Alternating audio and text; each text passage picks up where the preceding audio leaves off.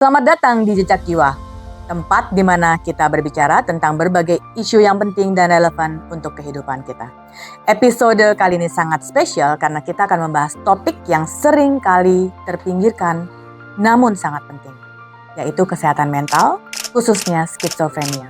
Hari ini kita kedatangan tamu istimewa yang telah menginspirasi banyak orang dengan dedikasi dan kontribusinya di dunia kesehatan mental.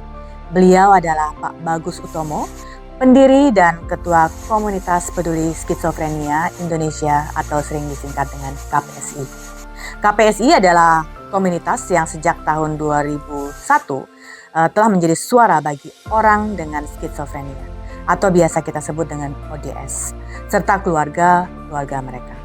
Dengan latar belakang pengalaman pribadi, Pak Bagus juga sudah mendedikasikan hidupnya untuk meningkatkan kesadaran masyarakat, mendobrak stigma, dan menciptakan ruang bagi para caregiver serta ODS untuk saling dukung dan membantu dan juga tumbuh bersama. Saya ingin secara khusus mengapresiasi Pak Bagus atas kerja keras dan visinya yang luar biasa. Beliau tidak hanya mengedukasi masyarakat tapi juga menunjukkan kepada kita semua bahwa dengan empati, pemahaman, dan tindakan nyata kita bisa membuat perbedaan besar. Jadi jangan kemana-mana. Karena di episode ini kita akan belajar banyak dari pengalaman, cerita, dan pandangan Pak Bagus. Mari kita mulai. Nah, Pak Bagus kan sudah mempunyai Facebook ya untuk menyebarluaskan mengenai skizofrenia ataupun juga kesehatan jiwa lainnya. Ada sosial media lain lagi nggak yang Pak Bagus juga gunakan? Ya. Saat ini memang paling banyak kita diskusinya di Facebook grup ya. Tapi dalam 2-3 tahun terakhir memang kita mencoba untuk menjembatani aspirasi masyarakat melalui Instagram Peduli Skizofrenia. Kita juga ada TikTok Peduli Skizofrenia, YouTube juga Peduli Skizofrenia. Wow. Nah, kemudian untuk membeli buku-buku KPSI, kita ada platform di marketplace hijau dan oranye dengan namanya Galeri KPSI, gitu. Oke. Nah, jadi sobat Jejak Jiwa, jika ingin cek lebih lanjut mengenai KPSI, baik mengenai aktivitas ataupun apa saja yang disediakan oleh KPSI, silahkan mengunjungi, nanti akan ada link di bawah video ini ya. Nah, tadi juga Pak Bagus kan sudah menjelaskan mengenai KPSI dan juga peran pemerintah ya Pak ya. Bisa jelaskan lebih ringan nggak? Apa sih sebenarnya skizofrenia itu Pak? Karena kan banyak masyarakat awam juga mungkin yang tidak begitu jelas ya mengenai skizofrenia, perbedaannya dengan penyakit-penyakit jiwa lainnya. Ya, memang nggak mudah nih menjelaskannya dalam singkat. Tetapi kalau saya bisa mengutip ya edukasi dari dokter, skizofrenia adalah gangguan dalam penilaian terhadap realitas. Untuk orang dengan skizofrenia sendiri punya 2 gejala yang paling dominan, yaitu halusinasi dan delusi. Halusinasi itu adalah rangsangan pada panca indera tapi tidak ada sumbernya. Contohnya indera pendengaran, dia dengar suara-suara dan kadang-kadang dia bercakap-cakap dengan suara tersebut. Yang itu seringkali disalahartikan oleh orang umum, dia ngomong sendiri gitu atau ketawa sendiri, padahal dia sedang bercakap-cakap dengan suara tersebut. Dia rasa bahwa suara itu ada orangnya gitu, atau bahkan dia ada halusinasi visual, melihat ada orangnya, dia dengar suara juga, ada halusinasi penciuman, perabaan, dan halusinasi taktil gitu. Yang kedua adalah adanya gejala delusi atau bahasa Indonesianya waham, yaitu keyakinan yang tidak rasional atau tidak masuk akal, tetapi diyakini kebenarannya oleh yang mengalaminya. Padahal itu salah. Meskipun kita debat atau kita sajikan fakta-fakta ilmiah sekalipun, dia nggak bisa berubah gitu keyakinannya terhadap delusi tersebut. Nah, yang paling sering diketahui masyarakat yaitu waham atau delusi of grandeur atau waham kebesaran, di mana orang tersebut merasa misalnya dia mendapat wahyu menjadi nabi, jadi Imam Mahdi, menjadi seorang raja, atau misalnya dia menjadi orang kaya yang punya uang triliunan di bank di Swiss misalnya gitu. Padahal dia orang biasa gitu. Hmm. Atau waham kejar, dia merasa dikejar-kejar, ingin dibunuh orang, dia dengar suara-suara gaib ya. Kemudian juga dia mengurung diri dari pergaulan, rawat dirinya menurun, ya dia nggak lagi mengurus dirinya, nggak gunting rambut, nggak mau mandi dan sebagainya.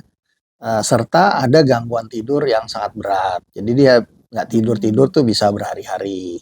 Hmm. Nah, orang yang mengalami ini dia sulit membedakan mana yang kenyataan dan mana yang halusinasi atau delusi gitu. Jadi lama-kelamaan apabila tidak diobati, orang ini bisa putus dari realitas dan dia hidup di dalam halusinasi dan delusinya gitu. Wow. Oke. Dan kan kadang-kadang juga ada yang sering merasa bahwa, aduh, saya kayaknya lagi terbeban berat nih, dan dia juga sampai nggak bisa tidur gitu ya. Seberapa jauh ukuran dari kita melihat bahwa, oke, ini berarti saya sudah butuh pertolongan. Ya, jadi memang nggak mudah ya, tapi sebenarnya kalau kita peserta BPJS ada sih screening di mobile JKN untuk kesehatan jiwa.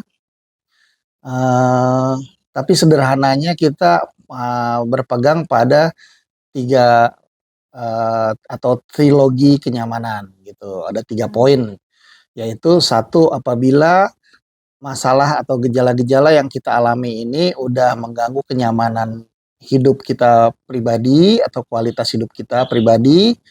Yang kedua, sudah mengganggu kualitas hidup keluarga. Yang ketiga, mengganggu kualitas hidup masyarakat di sekitar kita.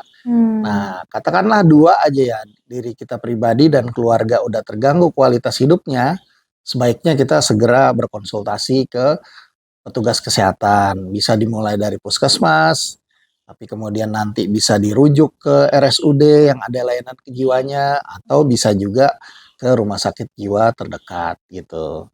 Oke. Jadi kalau misalnya yang sering marah-marah itu lain lagi ya Pak ya, bukan skizofrenia ya Pak ya? Atau apakah itu ada istilahnya sendiri Pak? Ya memang masalah kesehatan jiwa beraneka ragam ya. Mungkin ada sekitar 300-an lah Wow. diagnosa masalah kesehatan jiwa gitu. Jadi kita sebaiknya ya nggak usah menebak-nebak. Kalau kita udah merasa ada sesuatu yang mengganggu kualitas hidup kita, lebih baik kita berkonsultasi ke psikiater. Nanti psikiater akan membantu kita gitu.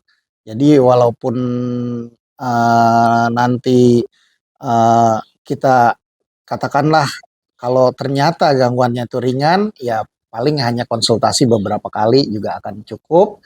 Tapi kalau berat, ya nanti bisa ditanggung oleh BPJS untuk biaya pengobatannya gitu. Wow. Baik, jadi sebenarnya sudah ada layanan screening untuk kesehatan Iya, jiwa ya iya, di BPJS sendiri. iya, Lalu juga kadar lainnya yang bisa dilihat adalah apakah itu sudah mengganggu bukan hanya diri kita tapi juga keluarga. Itu adalah takaran yang paling iya, mudah mungkin paling ya yang mudah. kita harus lihat untuk mulai konsultasi Iya, ya. Oke, apalagi untuk konsultasi ini juga sudah ditanggung oleh BPJS iya. ya. Mm. Baik. Nah, lalu untuk sebutan sendiri nih Pak, kan banyak yang juga bingung ya untuk menyebutkan penyakit jiwa atau penyakit mental atau kesehatan jiwa atau kesehatan mental. Apa sih sebenarnya yang sesuai untuk kondisi tersebut, Pak? Ya sebenarnya sih sama aja ya, pada prinsipnya mau disebut kesehatan jiwa atau kesehatan mental, sebenarnya tidak ada perbedaan yang fundamental. Tapi kalau di Indonesia kita mengikuti payung hukum yang ada yaitu Undang-Undang Kesehatan, istilahnya memang masalah kesehatan jiwa gitu. Jadi tidak masalah kesehatan mental gitu. Baik, baik kalau begitu. Dan ada kesan pesan yang Pak Bagus juga ingin share mengenai bagaimana kita sebagai caregiver dapat membantu diri kita sendiri juga tidak atau tidak terpengaruh kesehatan jiwanya karena kita Iya, merawat orang iya, yang juga cukup memakan waktu dan effort ya kalau iya, bisa dibilang iya, ya. iya, Bahkan kesehatan kita sendiri juga kadang-kadang mungkin iya, juga ikut tersedot. iya. Memang nggak mudah sih ini ya. Saya pikir sih apabila kita menjadi caregiver untuk masalah gangguan jiwa yang serius, saya kira sangat sulit untuk terhindar dari dampak gitu. Jadi sedikit atau banyaknya mungkin kita akan terdampak. Tetapi kita perlu juga menyadari bahwa ketika kita menjadi caregiver untuk masalah kesehatan jiwa yang serius, ada kemungkinan kita akan menjadi pendamping dalam jangka panjang. Sehingga kita harus satu memiliki seni menjaga jarak gitu. Jadi kita tidak harus 24 jam, 365 hari tersedot perhatiannya mengurusi anggota keluarga kita yang sedang mengalami masalah kesehatan jiwa.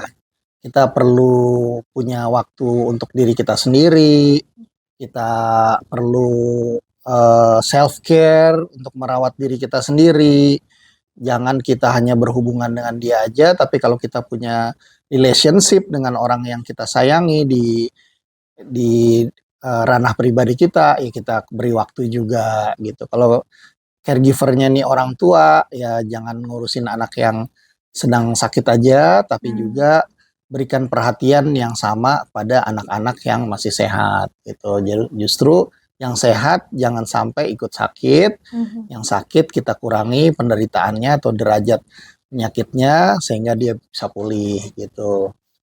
Dan kemudian kita dalam keluarga sebaiknya kita berbagi peran untuk bisa membentuk teamwork yang baik gitu. Misalnya ada yang mendampingi sehari-hari, mengawasi minum obat, ada yang cari uang, ada yang bantu-bantu beres di rumah, ada yang ngajakin caregiver yang intens nih, sekarang sekali-kali ajak keluar rekreasi gitu sehingga teamworknya jalan dan kita akhirnya bisa memenangkan maraton ini gitu loh. Jadi kita akhirnya tahu bahwa ini bukan lari sprint tapi maraton yang harus setiap saat kita menjaga stamina kita sendiri gitu. Jadi seperti merawat anak juga ya Pak ya? Iya betul. Harus dibagi tanggung jawabnya Iya ya. betul. Baik, baik, baik kalau begitu Pak. Nah Pak Bagus, untuk KPSI yang sekarang ini sudah berusia 20 tahun lebih, apa harapan Pak Bagus khususnya terhadap KPSI dan keberlanjutannya? Ya kalau kami sih berharap agar KPSI bisa semakin banyak kadernya yang bagus-bagus yang bisa meneruskan perjuangan mengedukasi masyarakat gitu. Jadi meskipun nanti katakanlah kami sebagai perintisnya udah nggak ada, kita berharap KPSI bisa terus hidup dan memberi manfaat kepada masyarakat banyak. Kemudian juga kami berharap mendapat dukungan masyarakat yang lebih luas agar kami bisa bertahan dan pengennya kami punya sekretariat di masing-masing provinsi lah setidaknya agar ada titik-titik edukasi yang menjangkau seluruh masyarakat Indonesia gitu. Sudah ada berapa KPSI di Indonesia sekarang ini Pak, selain di Jakarta, khususnya di Jalan Bulu untuk sekretariat pusat ini? Ya kalau yang udah ada sekretariatnya saat ini baru 3 ya. Jadi di Jakarta, terus di Bali ada, kemudian ada di Jogja namanya Rumah Migunani gitu di Kota Gede. Kalau yang di Bali namanya KPSI juga ya Pak? Iya, Kalau di daerah lain memang sudah ada kelompoknya, tetapi belum punya tempat sekretariat sendiri gitu. Di mana saja itu, Pak? Kami ada di KPSI Bogor, di Malang, di Surabaya, Magelang, terus kemudian di Bandung, ada di Palembang dan di Medan, dan terakhir kemarin kita membentuk di Kalsel dan Manado. Kalimantan Selatan Ya. dan Manado. Wow. Dan jika mungkin ada dari sobat jejak jiwa yang juga tertarik untuk membuka KPS ini, apa yang mereka harus lakukan untuk menghubungi? Bagaimana caranya mereka bisa menghubungi? Ya, pada intinya sih kami terbuka siapa aja yang ingin membangun jejaring dan kami, baik membangun komunitas sendiri dengan bendera sendiri maupun juga berafiliasi dengan KPSI. Kalau dengan KPSI ya kami butuhkan adalah khususnya kami prioritaskan dari para penyintas maupun dari keluarganya atau orang yang peduli menghubungi sekretariat KPSI Pusat. Nanti dibentuk strukturnya ketua, sekretaris, bendahara sebagai embrio dari organisasi di wilayah tersebut. Kemudian nanti kita berikan surat penunjukan sebagai cabang resmi KPSI. Setelah itu baru mereka mencari membentuk komunitas lah dengan teman-teman yang lain yang lebih banyak dan membuat kegiatan rutin gitu. Nah, pesan-kesan terakhir yang mungkin Bapak ingin sampaikan? Ya, saya inginnya sih gini, seluruh masyarakat Indonesia jangan malu apabila mengalami masalah kesehatan jiwa, segera berkonsultasi ke profesional kesehatan jiwa, mulai dari dokter umum di puskesmas, perawat di puskesmas, kemudian dokter spesialis jiwa atau psikolog klinis di RSUD maupun di RS jiwa terdekat. Gangguan jiwa ini adalah gangguan otak atau juga dampak dari faktor psikologis, sosial, dan spiritual. Jadi bukan aib, tapi sama seperti penyakit apapun. Dan kemudian gangguan jiwa berat seperti skizofrenia aja itu bisa pulih dan bisa produktif kembali, apalagi masalah-masalah kesehatan jiwa yang lebih ringan gitu. Jadi harapan untuk pulih dan bangkit lagi sangat besar. Karena itu mari kita bersama-sama jangan malu berkonsultasi gitu. Terima kasih Pak Bagus. Nah, senang mendengar bahwa ada yang pulih juga ya Pak ya, dan bisa beraktivitas kembali. Itu nanti akan kita bahas di video-video selanjutnya. Halo, nama saya Yuda Yudiana, usia saya 44 tahun. Saya mengidap skizofrenia. Saya didiagnosa dari tahun 2009. Sejak saat itu minum obat antipsikotik rutin sampai saat ini. Pekerjaan saya desainer grafis dan saya juga lumayan aktif di KPSI ini. Dan saya berobatnya di Rumah Sakit Jiwa Islam Klender dengan Dr. Sila. Gejala-gejalanya alhamdulillah udah hampir hilang semua. Dulu saya merasakan fear, ketakutan setiap hari 24 jam.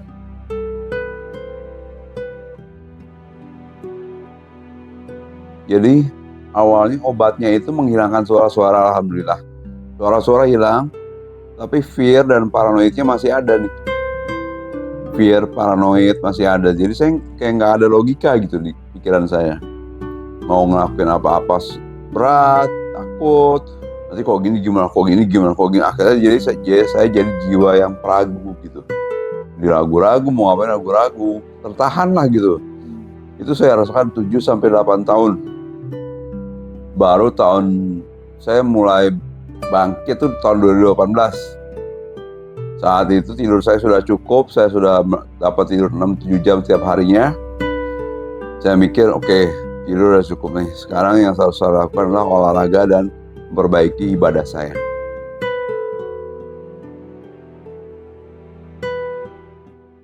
KPSI pindah ke sini, akhirnya saya gabung ke sini. Dipercaya membawa acara Kongko Bujang Reborn. Lalu beberapa bulan ini udah dipercaya sebagai penyiar di radio RPK, dan ya begitulah sampai saat ini saya alhamdulillah udah enakan.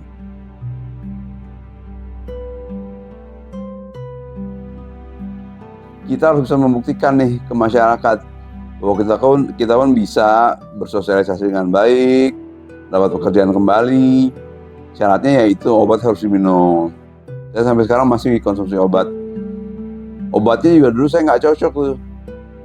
Dulu suara-suara hilang tapi mondar-mandir masih ada. Gelisah terus di rumah Bu. Akhirnya setelah diganti jadi haloperidol dan stilausi dan clozapine, tenang saya tuh. Udah tenang, mulai saya bangkit pelan-pelan sekali. Memang prosesnya nggak instan pokoknya harus pelan-pelan.